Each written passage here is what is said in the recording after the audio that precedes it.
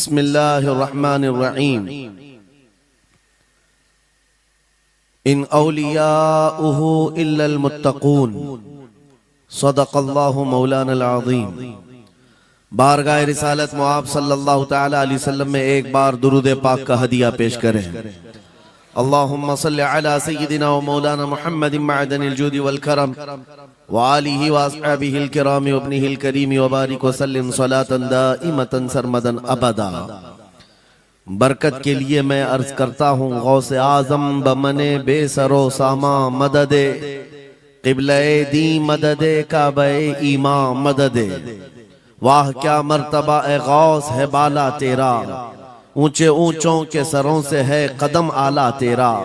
Sir भला क्या कोई जाने के है कैसा तेरा, औलिया मलते हैं आंखें वो है तलवा तेरा।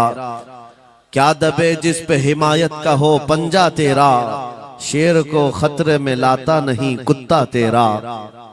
अजीजा ने गिरामी वक़ार, आज की ये मजलिस पाक सुल्तानुल औलिया कंदीले समदानी महबूब रब्बानी सैयदना शेख अब्दुल कादिर जीलानी क़द्दसल्लाहु सिर्रहु शरीफ की बारगाह में खिराज अकीदत के लिए मुनाक़िद की गई है। और आज से ठीक एक साल पहले मुंब्रा की सरजमीन पर मैं आपके सामने हाजिर रहा और जलसा भी था गौसे पाक का ही।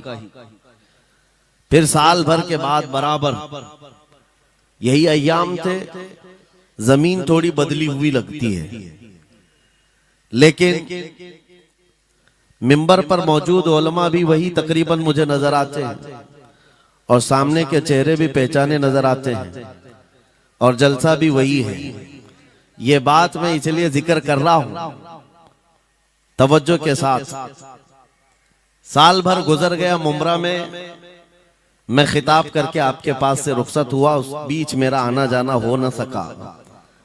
लेकिन इस एक साल भर की मुद्दत में मुंब्रा वाले में से कोई एक बात भी बता दे, क्या कोई मेरे पिछले बयान से आज बयान करने के बीच का जो साल गुजरा है कोई फसाद हुआ है, या कोई कर्फ्यू लग गई है, या कोई फितना हो गया है, या लोगों में कोई भड़कने वाले मामलात हुए हैं, किसी के पास कोई रिपोर्ट आई है?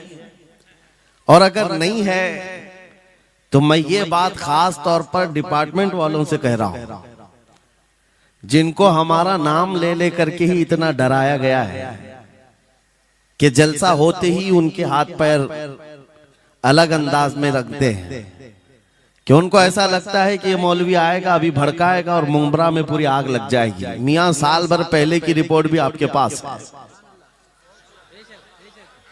साल भर पहले भी इसी जगह से खिताब हुआ और आज फिर खिताब करने आए। उनसे मैं कहता हूं, कच्चे कान न रखें, अच्छी रिपोर्ट लिया करें, अच्छी रिपोर्ट लिया करें।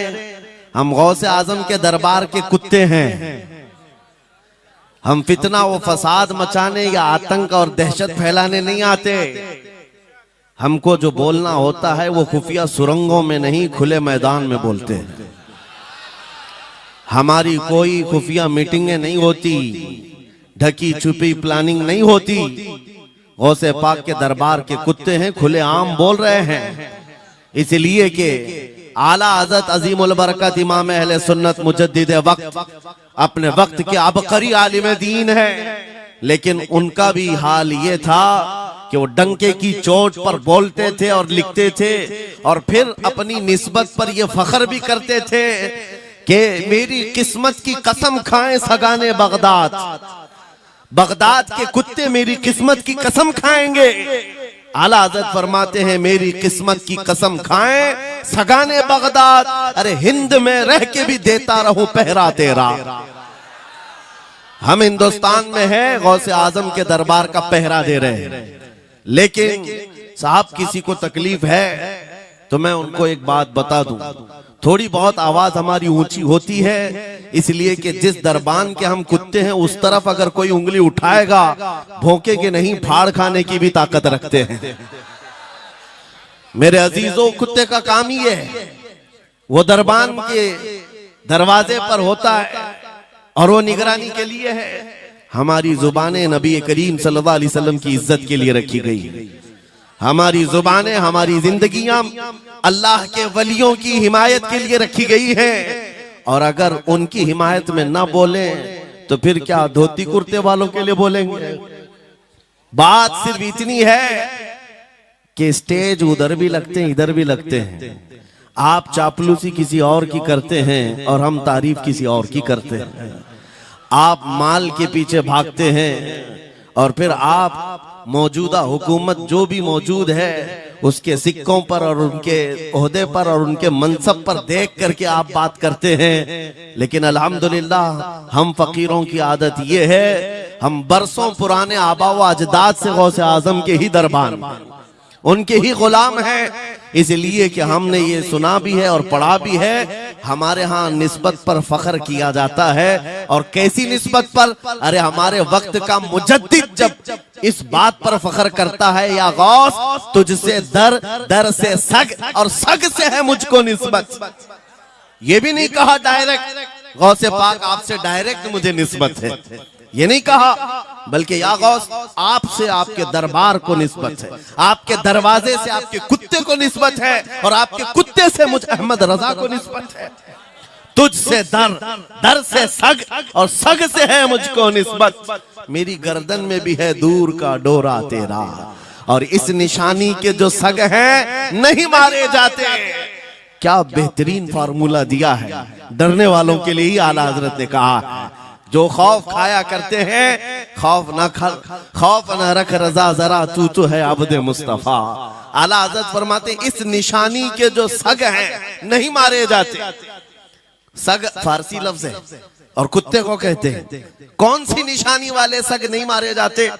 जिस कुत्ते के गले में पट्टा होता है उसको नहीं पकड़ा जाता। म्युनिसिपैलिटी की गाड़ी भी आती है कुत्तों वाली, वो इंजेक्शन मार के जाते हैं या कुत्तों को पकड़ के ले जाते हैं। बहुत कुत्ते अगर आवारा हो गए, कंप्लेंट करो, कुत्तों को उठा ले जाएंगे। लेकिन उन उठा ले जाने वाले कुत्तों में अगर एक भी बेल्ट वाला आया तो छोड़ देंगे। क्यों? ये पट्टा बताता है इसका कोई मालिक है, ये आवारा नहीं है, किसी का पाला हुआ है। पट्टा बताता है इसका कोई मालिक है। और आला हजरत फरमाते हैं हमारे गले में कादरी पट्टा पड़ा हुआ है और इस निशानी के जो सग हैं नहीं मारे जाते। हश्र तक मेरे गले में रहे कादरी पट्टा तेरा। गौसे पाक का ये निस्बत का पट्टा पड़ा हुआ है। ये अल्हम्दुलिल्लाह हमें बहुत सारी चीजों से महफूज रखता है। हमें जाहिर सी बात है आज इसी बात पर फख्र भी है। लोग मौलाना साहब कह रहे हैं हक बात कहना इस जमाने में नहीं, हर जमाने में दुश्वार रहा है, हर जमाने में दुश्वार रहा है। लेकिन ऐ नौजवानों, अगर तुम्हें अपनी निस्बत पर यकीन है कि मेरा पीर गौसे आजम जैसा है, मेरी निस्बत मुस्तफा करीम सल्लल्लाहु अलैहि वसल्लम से है, तो फिर खौफ किस बात का, डर किस बात का? इसीलिए हम डंके की चोट पर बोलते हैं, क्यों दबे जिस पे हिमायत का हो पंजा तेरा, शेर को खतरे में लाता नहीं कुत्ता तेरा। अजीजा ने ग्रामी वकार, आज सुल्तानुल औलिया गौसुल आजम की बारगाह में हम खिराज अकीदत पेश करने आए। जो बातें मैं अर्ज कर रहा हूं वो गौर से सुने। करामात ये औलिया इकराम की जिंदगी का हिस्सा है, अल्लाह की तरफ से उन्हें दिया गया। करामत क्या है? ऐसा मुहय्यरुल अक़ूल काम, अक्ल को हैरत में डाल देने वाला काम जो आम इंसान नहीं कर सकता, आम इंसान की अकल में ना आए। अल्लाह के वली से सादिर होने वाला ऐसा कोई काम, उसको करामत कहते हैं। लेकिन करामत औलिया इकराम की विलायत को साबित करने के लिए जरूरी नहीं। औलिया इकराम की विलायत को साबित करने के लिए करामत नहीं दिखाई जाती, शरीयत पर इस्तिकामत ये विलायत की अलामत है। अगर वो मजबूती के साथ हर जमाने में अपने दीन पर जमा हुआ है, वो अल्लाह का वली है, वो अल्लाह का वली है। आज भी हमारी कौम औलिया को ढूंढने पर लगी हुई है। सुनो, अल्लाह का वली ढूंढना चाहते हो तो ढूंढने के लिए निकलते हैं और पीछे पड़ जाते हैं, देखते हैं ये ठोकर मार करके सोने का सिक्का निकाल सकता है कि नहीं निकाल सकता है। औलिया को इन्हीं बातों पर आज भी लोग परखते हैं। सोचते हैं कि अभी बाबा आसमान पर उड़ेंगे तो मैं समझ लूंगा अल्लाह के वली हैं, पानी पे चल के दिखाएंगे तो मैं समझ लूंगा अल्लाह के वली हैं। मैं यहीं बैठा हूं, अचानक मेरे पास पैसों का थैला खोल के दे दें, अल्लाह के वली होंगे। यानी तुम एक जगह बैठे रहो, हलवा खिलाने वाले बाबा जिसको तुम समझोगे अल्लाह का वली है। मेरे अजीजों, ये जो चीजें तुम समझ बैठे हो अल्लाह के वली के लिए, ये जरूरी नहीं, बल्कि ये देखो कि वो नबी पाक की शरीयत पर कितना कायम है, मेरे नबी के रास्ते पर कितनी मजबूती से जमा हुआ है। मैं आपको पूछता हूं, सैयदुश शुहदा इमाम अली मकाम इमाम हुसैन आजम से बढ़कर अल्लाह का वली कौन? अल्लाह का वली कौन है? सारे औलिया कराम की निस्बत वहां जाकर खत्म होती है। उस हुसैन आजम को देखे करबला के मैदान में अपने बच्चों की कुर्बानी के सामने भी जमे रहे, डटे रहे, करामत का इजहार नहीं किया, शरीयत पर इस्तिकामत लोगों को दिखाया। दुनिया में जैसी भी आफतें आ जाएं, मुसीबतें आ जाएं, अगर दीने मुस्तफा पर जमा हुआ है, इस्तिकामत के साथ खड़ा हुआ है, वो उसकी सबसे बड़ी विलायत है, वो सबसे बड़ा वली है। अल्लाह का वली वो है जो शरीयत पर जमा हुआ है, डटा हुआ है, कायम है। और करामात औलिया इकराम की जिंदगी का एक छोटा हिस्सा है, छोटा हिस्सा है, और इस्तिकामत ये बहुत बड़ा हिस्सा है।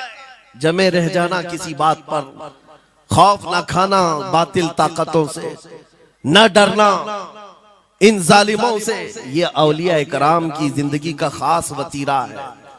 आज हम सबको जिस चीज की जरूरत है वो करामत की नहीं, इस्तिकामत। करामतें सुनते भी आया, अब करामत से आप ये समझते हैं कि काया पलट जानी चाहिए।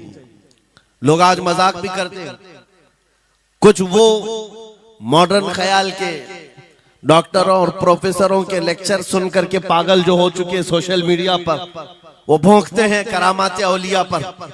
क्या अब करामात क्यों नहीं दिखाते अल्लाह के औलिया? ये जो हालात बदले हुए हैं, इन हालात में इनकी करामतों से जमीन क्यों नहीं पलट जाती, जालिमों के मुंह में कीड़े क्यों नहीं पड़ जाते? मेरे अजीजों, पूरी दुनिया करामात से नहीं चलाई जाती, वल्लाह मुसब्बिबुल अस्बाब, असबाब पर रखा है।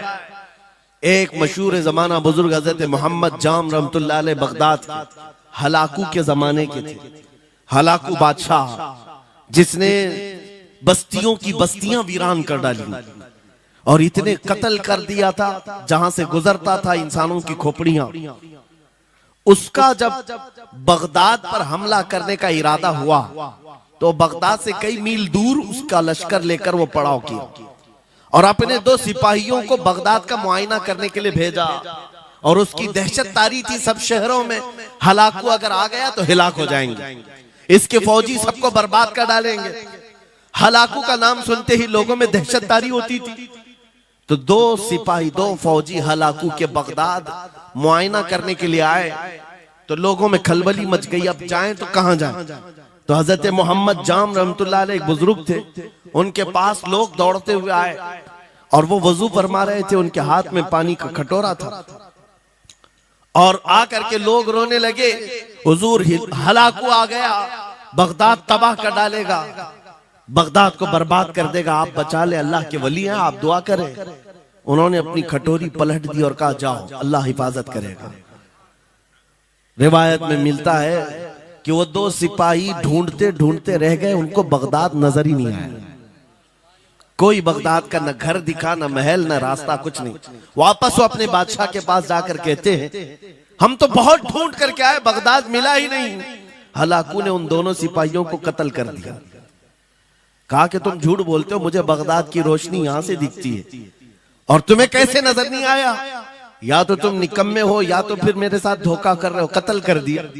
दूसरे दिन अपने खास 2 वजीरों को भेजा कि जाओ बगदाद का मुआयना करके आओ, गलियां, वहां की सड़कें और वहां के महल्लात, वहां की इमारतें देख आओ। ये 2 वजीर गए और ढूंढते रहे।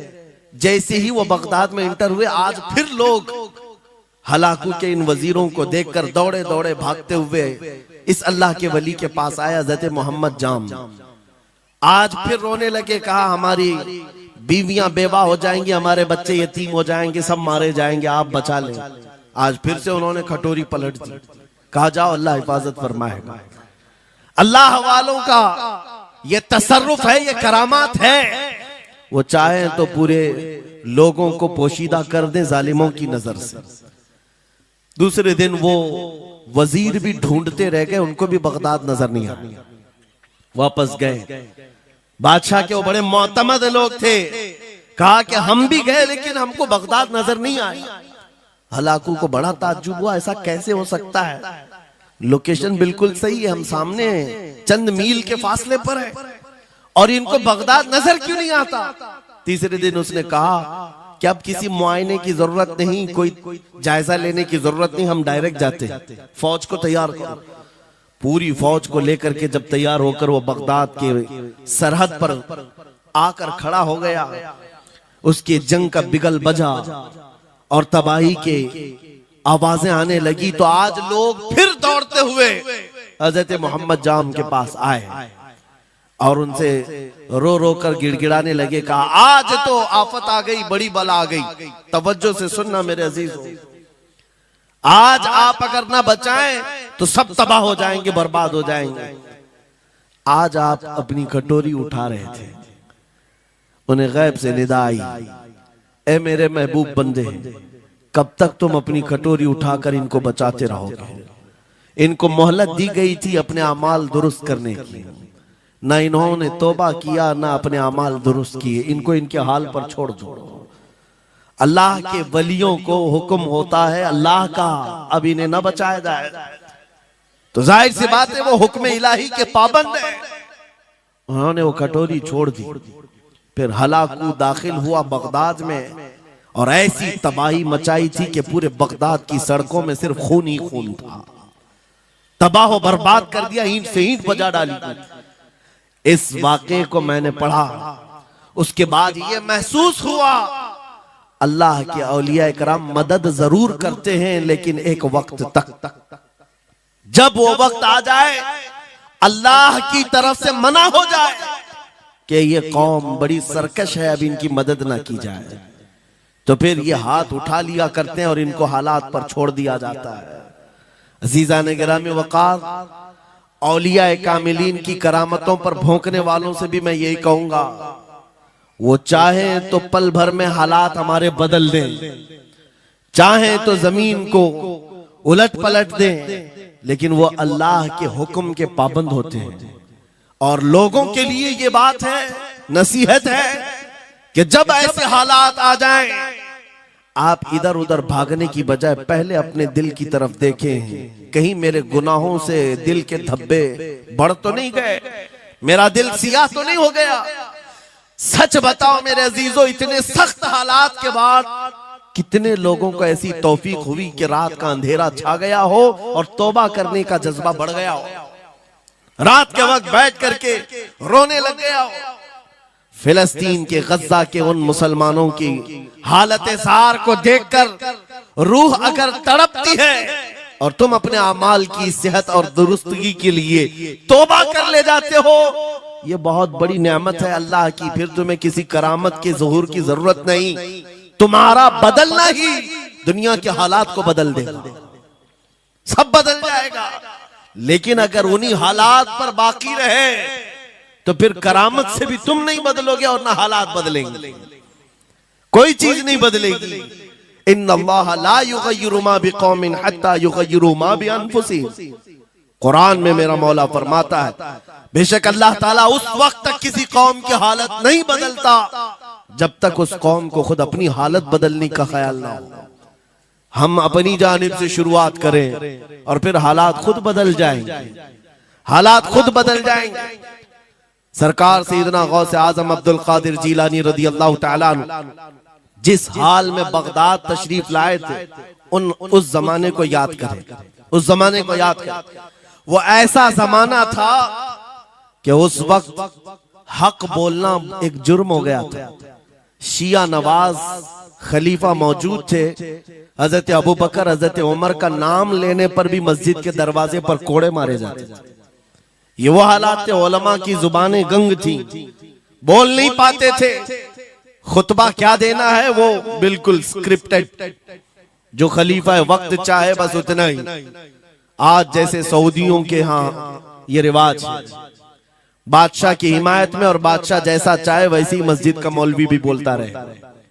शरीयत क्या कह रही है, मेरे मुस्तफा करीम सल्लल्लाहु ताला अलैहि वसल्लम की तालीमात क्या कह रही है, इससे क्या सरोकार। बस उतनी बातें करो जितनी उनके बादशाह की हिमायत की। ये दौर गौसे आजम के जमाने का भी था। उस वक्त हक बोलना एक बहुत बड़ा जुर्म था, उलमा को कोड़े मारे जाते थे। आपको पता है उसी बगदाद में सिर्फ एक हक बात का ऐलान करने की वजह से इमाम अहमद बिन हंबल को 300 कोड़े मारे गए थे। उनकी पीठ झुक गई थी, उनकी रीढ़ की हड्डी टेढ़ी हो गई थी।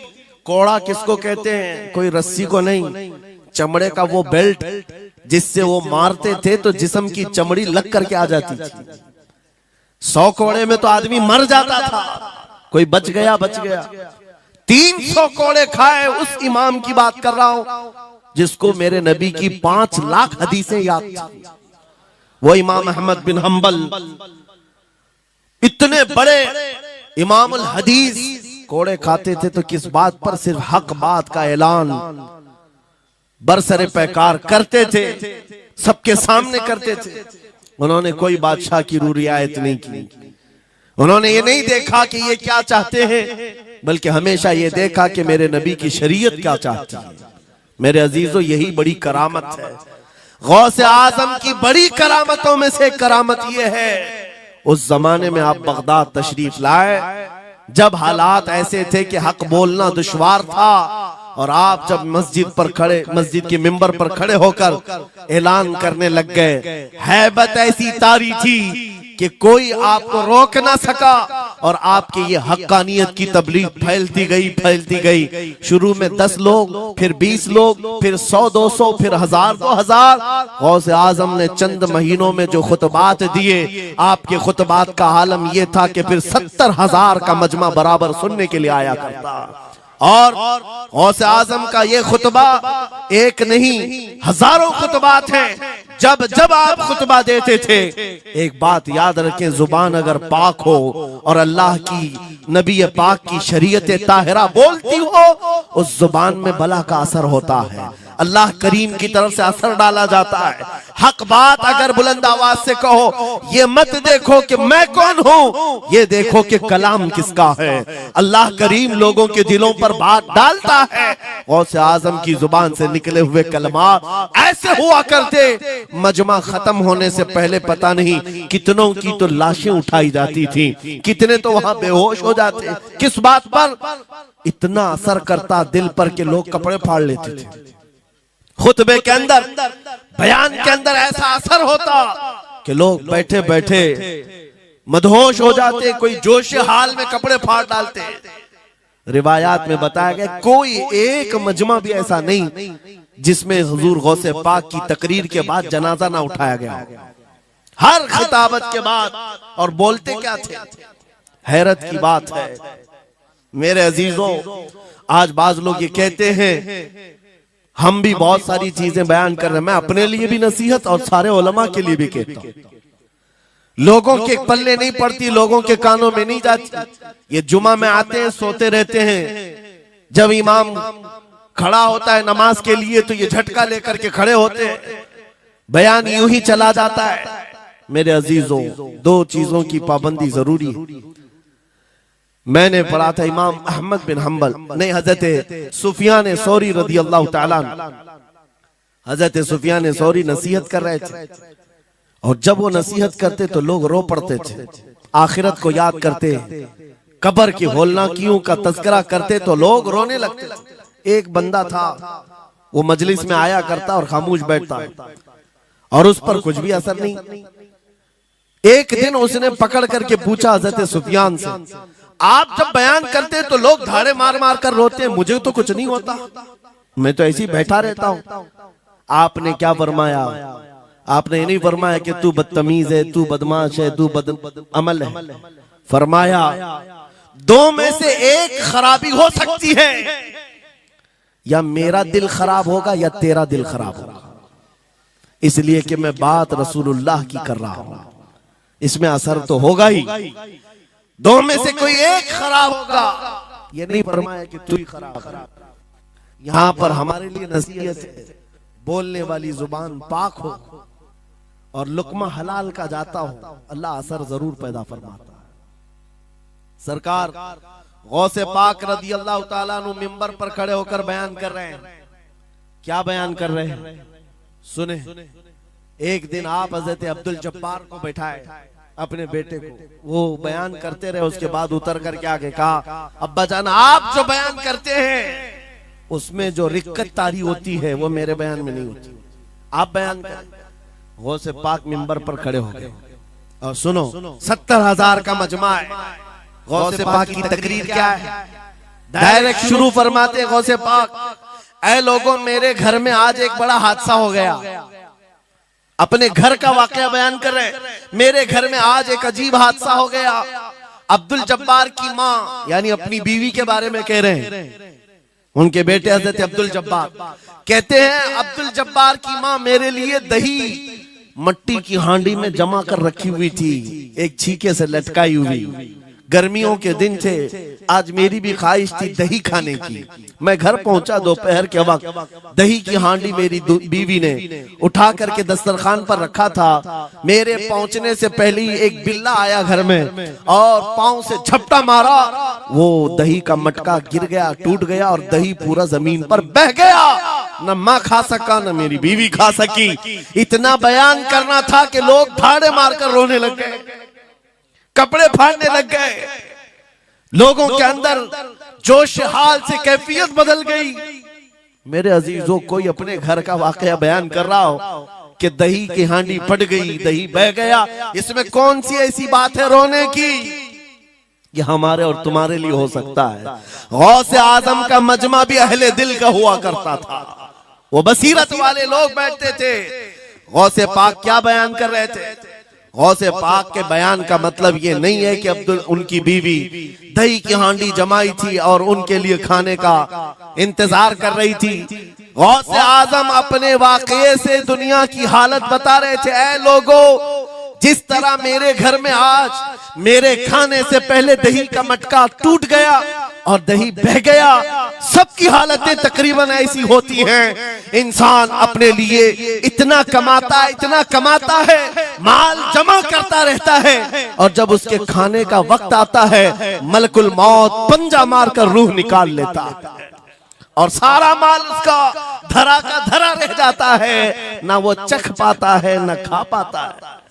गौसे पाक रज़ी अल्लाह ताला अन्हु ये दुनिया की हालात बता रहे थे। और मेरे अजीजों, आज भी वही हालात हैं हमारे, आज भी वही हालात हैं।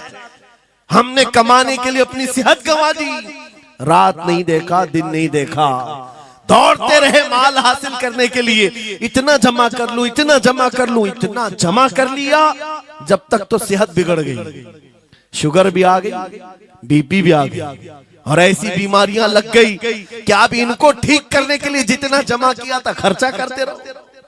शेख सादी रहमतुल्लाह अलैह फरमाते हैं, ये दो कामों में तो इंसान की पूरी जिंदगी खत्म होती है। पहले कमाने के लिए सेहत गंवाता है और फिर सेहत बचाने के लिए माल गंवाता है। ये दो चीजों में गौसे पाक रज़ी अल्लाह ताला अन्हु की नसीहत यही थी कि इतना जमा कर ले जाते हो, इतना जमा करते हो कि फिर जब खाने का वक्त आता है तो मियाँ ऐसे हालात होते हैं कि नमक भी नहीं खा पाते, शक्कर भी नहीं खा पाते। दूसरी बातें तो छोड़ो, शुगर वाले शक्कर नहीं चख पाते, बीपी वाले नमक नहीं चख पाते। अरे ये बड़ी छोटी चीजें हैं और माल देखो तो करोड़ों का है, अरबों का है, अरबों का माल पड़ा हुआ है, नमक नहीं चख पाते, शक्कर नहीं खा पाते। किसके लिए जमा किया था? और थोड़ी और बड़ी बीमारी हो गई तो पानी भी नहीं पी पाते, डायलिसिस चल रहा है, किडनी खराब है। कितने ऐसे लोग मिलते हैं आज, कितने ऐसे हैं जिन्होंने साफ मुझसे कहा कि डॉक्टर ने पूरा गिन करके कहा है कि पूरे दिन भर में जो है एक ढक्कन से पानी पीना, बोतल का जो ढक्कन होता है उस ढक्कन से बस बूंद बूंद चखते रहना, पानी ही ना पियो, इसलिए कि किडनी काम नहीं करती। ये दुनिया है मेरे अजीजों। हमने अपनी सेहत गंवा दी, पूरी की पूरी सेहत गंवा दी इसको हासिल करने के लिए। इसी को मेरे इमाम अहले सुन्नत फाजिल बरेलवी ने कहा था, शहद दिखाए जहर पिलाए, कातिल डायन शोहर कुछ, इस मुर्दार पे क्या ललचाए, दुनिया देखी भाली। लेकिन समझ में किसी को नहीं आता, उस वक्त समझ में आने लगता है जब जाने का वक्त होता है।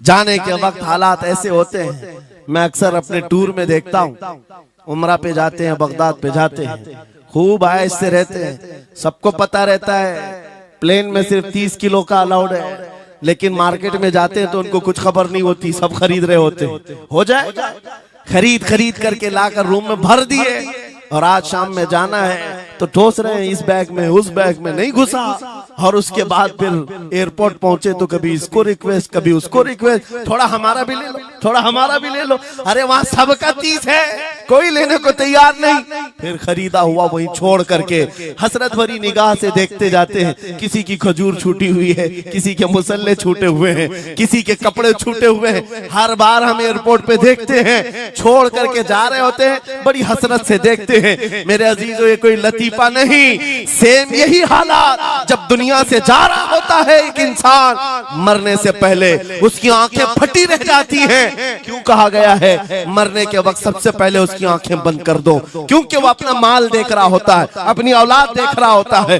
अपना घर बार देख रहा होता है। मैंने इसको बनाया था, इस तरह से कमाया था, इस तरह से इसको पाला था, ये सब देखता रह जाता है। उनमें से किसी चीज को उठा भी नहीं पाता, ले नहीं जा सकता, यहाँ तक कि ऐसी हालत होती है खुद जा भी नहीं पाता, दूसरों के कंधों पर सवार होकर जाना पड़ता है। ये दुनिया की हकीकत। गौसे पाक की तालीमात अगर पढ़ते रह जाओ मेरे अजीजों, तसव्वुफ का एक ऐसा किला है।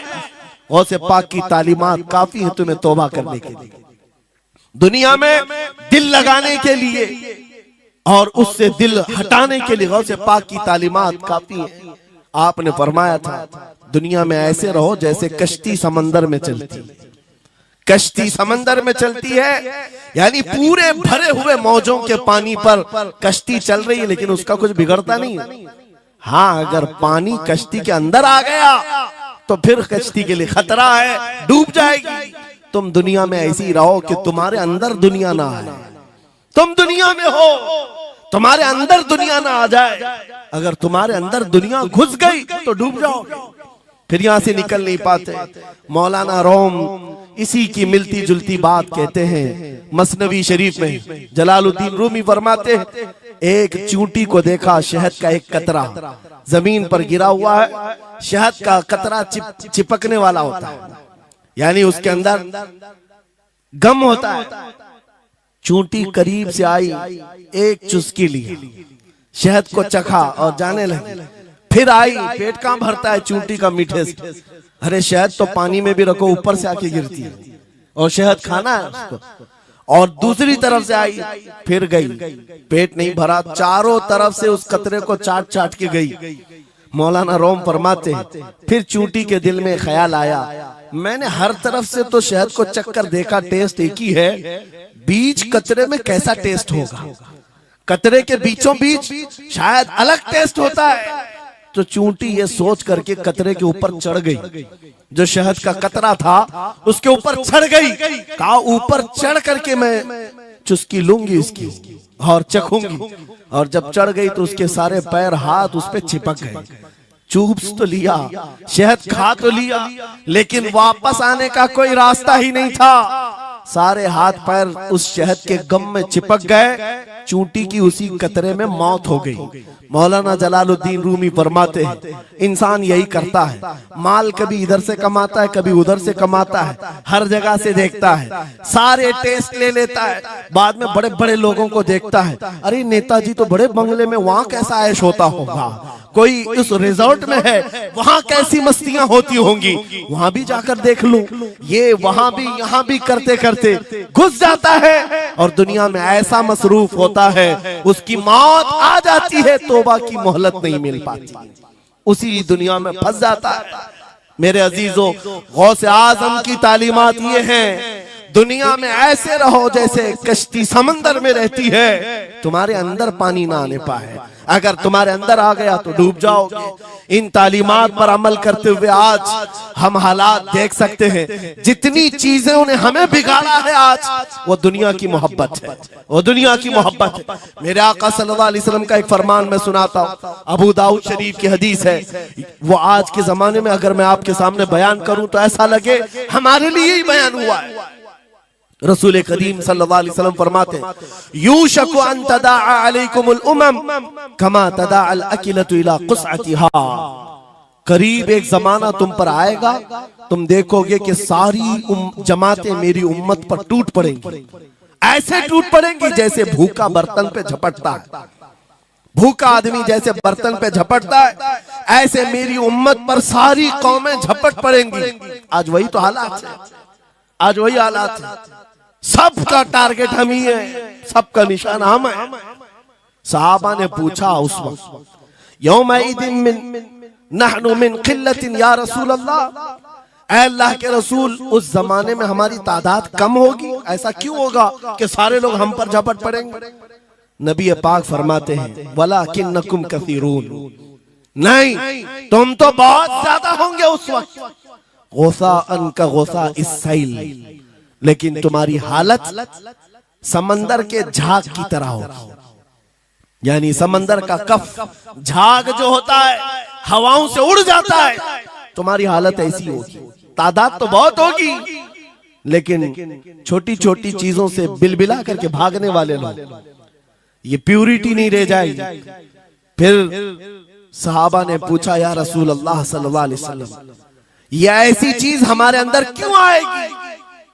मेरे आका फरमाते हैं, वजह दो ही होगी। दो चीजें जब तुम्हारे दिल के अंदर आ जाए तो अल्लाह ताला तुम्हारे दिलों से, तुम्हारे दिलों के ऊपर काफिरों का, दुश्मनों का रौब डाल देगा। तुम डरते डरते जीने लग जाओगे, खौफ के आलम में जीने लग जाओगे। वो दो चीजें क्या है? मेरे आका फरमाते हैं, हुब्बुद दुनिया व कराहियतुल मौत, दुनिया से बेइंतहा मोहब्बत करने लगोगे और मौत से भागने लगोगे। मौत से तुम्हें नफरत हो जाएगी, डरने लग जाओगे। ये दो चीजें जब तुम्हारे अंदर आ जाए, तुम्हारे दिलों पर काफिरों का रौब डाल दिया जाएगा, दुश्मनों का खौफ डाल दिया जाएगा। क्या ये दो चीजें आज हमारे अंदर आ गई? है नौजवान, दुनिया में ऐसे मस्त हो गए, हर एक को अपनी मसलहत है। मेरी दुकान कैसे चलेगी, मेरा बिजनेस कैसे चलेगा। मौलाना तो तकरीर करते हैं, ये बोलते हैं इनको कुछ हो गया, हमारे बच्चों का क्या होगा। ये सारी मसलहतों की बातें मैं सुन सुन करके पक गया हूं। बहुत सारे लोगों को तो ये लगता है इनके साथ मत बैठो, वरना कल को इन पकड़ के ले जाएंगे तो तुम्हारा भी नाम आ जाएगा। बहुत सारे स्टेज पर उलमा के हालात पर अभी तो चल रहा है, जिस दिन कोई टारगेट पर आए इधर उधर बैठने से भी डरने लगे। इनके ऊपर इतने केस हैं, बाजू बैठने वालों की भी हालत खराब हो जाएगी, हमारा भी नाम ना आ जाए। मेरे अजीजों, ये सब गीदड़ भपकियां हैं, तुम्हारे ईमान का इम्तिहान। मैं तो यही कहता हूं, हमारे साथ कोई मामला नहीं। वही बात मैं कहता हूं जो अकबर इलाहाबादी ने कहा था, रकीबों ने रिपोर्ट लिखवाई है जा जा के थाने में कि अकबर नाम लेता है खुदा का इस जमाने में। यही रिपोर्ट लिखवाते हैं जा जा करके। हमारी भी जहां रिपोर्ट लिखी हुई होगी, बात यही होगी कि ये रसूलुल्लाह का नाम लेता है और उनके नाम पर लोगों को बात करता है, यही रिपोर्ट होगी। और इस बारे में हम कभी डरते नहीं। मैं आपको बताऊं, उत्तर प्रदेश में वहां के हालात तो पता है, बिल्डोजर की हुकूमत चलती है। लेकिन मेरे अजीजों, एक मौलाना साहब ने कहा, आपके साथ जलसे में बैठकर मैं लब्बैक लब्बैक के नारे लगा रहा था, दूसरे दिन मुझे थाने बुला लिया और फिर मुझे बहुत ज्यादा मामलात हो गए। कहा कि मौलाना तुम ही नारे लगा रहे थे। आप लोग ना डरे इंशाअल्लाह। यहां पर तो उन्होंने मुझसे कहा, मैं कहा क्या हुआ, फिर कुछ हुआ? कहा मुझसे कह रहे थे केस हो जाएगा, हालात बिगड़ जाएंगे, खराब हो जाएंगे। मैंने कहा फखर करो मौलाना इस बात पर, दुनिया चोरी करके थाने जाती है और तुम नबी का नाम लेकर जा रहे हो। कौन सा मसला है? बात सिर्फ इतनी है मेरे अजीजों, हम बोलते रहेंगे उस वक्त तक जब तक अल्लाह तबारक व तआला ने जुबान रखी है। नबी पाक की अजमत और नबी पाक की शरीयत और औलियाए उम्मत की मिदहत बयान करना जुर्म है। यह जुर्म हम 1000 बार करें, अगर ये जुर्म है 1000 बार करें, बल्कि हम दार पर भी, फांसी के फंदे पर भी ये जुर्म करेंगे, क्योंकि हमारे असलाफ ने हमें ये बताया है, जो जान मांगो तो जान दे दें, जो माल मांगो तो माल दे दें, मगर ये हमसे कभी ना होगा नबी का जाहो जलाल दे दे।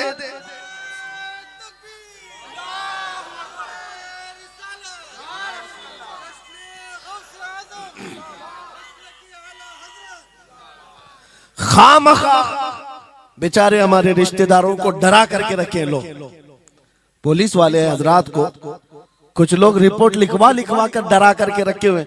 मैं आपको बता रहा हूं, एक साल में तकरीबन 170 के करीब जलसे करके आए। किसी एक जगह की भी रिपोर्ट निकाल करके बताओ कि हमने कहीं फसाद करवाया, हमने कहीं पर लोगों में माहौल बिगाड़ा हो, या पब्लिक भड़क करके एक दूसरे के जंग करने पर आई हो, कहीं नहीं। अगर कौम को, सोई हुई कौम को बेदार करना तुम्हारे नजदीक भड़काना है, तो ये भड़काना तो बहुत अच्छा है मेरे अजीजों। हमारा काम सिर्फ इतना है, हम उन नौजवानों से बात कर रहे हैं जो अपने नबी के फिदाई हैं, जो अपने नबी के आशिक हैं, और हम सिर्फ उस लौ को और बढ़ाना चाहते हैं जो इनके सीनों में जल रही है। इनके सीनों में किसी और की नहीं, मेरे मुस्तफा के मोहब्बत की शमा है। अगर वो मध्यम है, हम उसको तेज करना चाहते हैं। बस मेरे नौजवान से मेरा मुतालबा सिर्फ इतना ही है, किसी की जय विजय क्यों पुकारे, क्या गरज हमको, हमें काफी है सैयद अपना नारा या रसूल अल्लाह, हमें काफी है सैयद अपना नारा।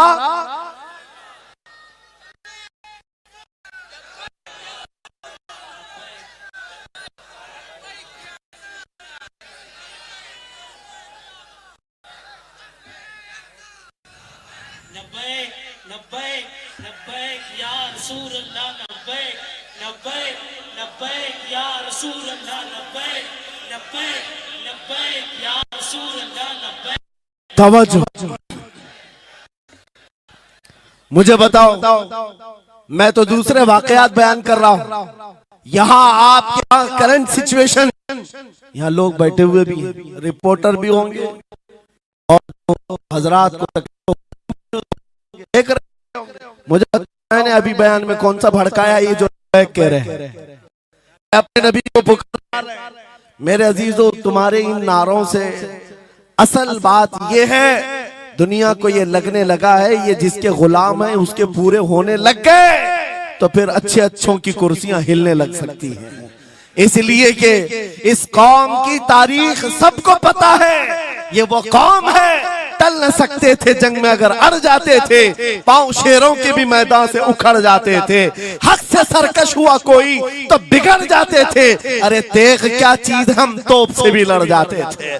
ये हमारी तारीख है, दुनिया को पता है, दश्तो दश्त है, दरिया भी न छोड़े हमने, बहरे जुल्मात में दौड़ा दिए घोड़े हमने। इकबाल ने कहा है, थमता न था किसी से सैले रवा हमारा, कुछ बात तो है कि मिटती नहीं हस्ती हमारी, सदियों रहा है दुश्मन दौरे जमा हमारा, बातिल से डरने वाले आसमां नहीं है हम, 100 बार कर चुका है तू इम्तिहान हमारा। इसी बात को लेकर के बोर के बिगाड़ करके पैदा किया जाता है। हालात खराब हो जाएंगे आपके बयान का, हालात खराब नहीं होंगे। ईमान अगर मजबूत हो जाता है तो हालात खराब कभी नहीं होते, हालात खराब नहीं होते। आज ऐ सुन्नी मुसलमानों, गौसे पाक रज़ी अल्लाह ताला अन्हु की निस्बत अगर कामिल है, ये बात सुन लो, वक्त खत्म होने को आ गया, मैं अपने वक्त पर समेट लूंगा। आप मिंबर पर खुतबा दे रहे हैं, उलमा भी तवज्जो करेंगे, क्योंकि ये भी मिंबर पर खुतबा देने के लिए खड़े होते हैं और जुमा में मस्जिद पर माइक लेकर के बयान करते हैं, आधा घंटा पौना घंटा। अब तो हालात ऐसी आएंगे इनके साथ, अब तक तो ट्रस्टियों की चिट्ठियां आती थी, सदर सेक्रेटरी बोलता था मौलाना ये नहीं बोलना वो नहीं बोलना, अभी इसके बाद और आगे से भी आएंगी और चिट्ठियां आएंगी कि मौलाना अभी आपको क्या बोलना है इस जुम्मा में। ये डरे भटके हुए लोग जो उलमा की गर्दनों पर राज करते हैं, उनसे भी मैं कहता हूं खोल दो, आजाद कर दो उन जुबानों को जो मेरे मुस्तफा की हैं, जो नबी पाक सल्लल्लाहु अलैहि वसल्लम की हैं। इनकी जुबानों पर ताले ना लगाओ। या उलमा तुम्हारे दीन के मुहाफिज हैं, तुम्हारी नस्लों की शरीयत के मुहाफिज हैं। आज इनकी जुबानों को बंद करोगे, कल तुम्हारे बच्चे नबी का नाम लेने से घबराने लग जाएंगे, डरने लग जाएंगे। उलमा के गलों में और इनकी गर्दनों में रस्सियां न डालो। ये तो उन जालिम ट्रस्टियों से कहता हूं, बाकी उलमा से कहता हूं अगर हालात ऐसे आ गए ठोकर मार दो इनकी नौकरियों को। एक दरवाजा अगर ये बंद करते हैं, मेरा मौला 70 दरवाजे और खोलेगा।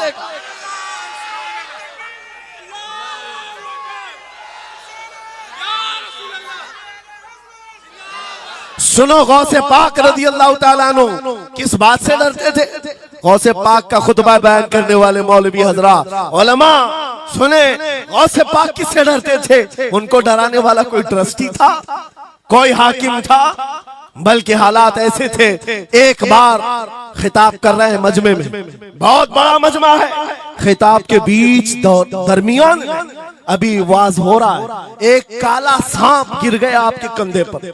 सांप गिर गया और गिरा ही नहीं, गिर करके फिर वो आपके गले के अंदर से दाखिल हो गया, आस्तीन में आया, आस्तीन में आया और फिर इधर आया। वो लौट लौट करता रहा। लोग जो मजमे में बैठे थे उन पर हैबत तारी थी, वहशत तारी थी, कोई जगह छोड़कर इधर उधर हो रहा है, लेकिन गौसे पाक का कदम डगमगाया नहीं, ना जिस्म के अंदर कोई हरकत हुई। आपका बयान कंटिन्यू जारी रहा, उसी तरह जारी रहा। वो सांप कभी आपके सामने आया, कभी इधर आया और घूम फिर करके वापस चला गया।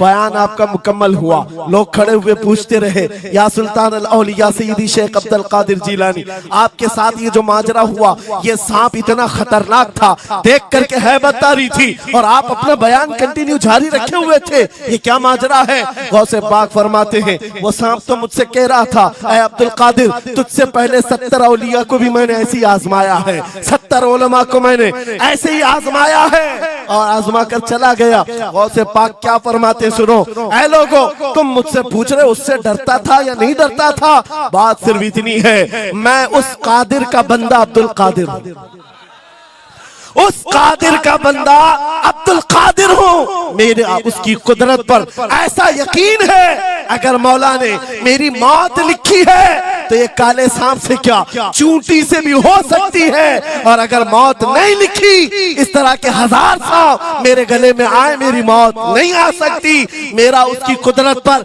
यकीन कामिल है, इसलिए मैं उसका बयान कंटिन्यू रखा, जारी रखा। आज मैं यही कहता हूं, ऐ सुन्नी मुसलमानों और इन उलमा से भी, अगर हमारी मौत लिखी है, छोटे से हादसे से भी हो सकती है, और अगर नहीं है तो वक्त का प्राइम मिनिस्टर भी तुम्हारी गर्दन पर पैर रखे, मौत नहीं आ सकती, क्योंकि कादिर मुतलक मेरा रब्बुल आलमीन है।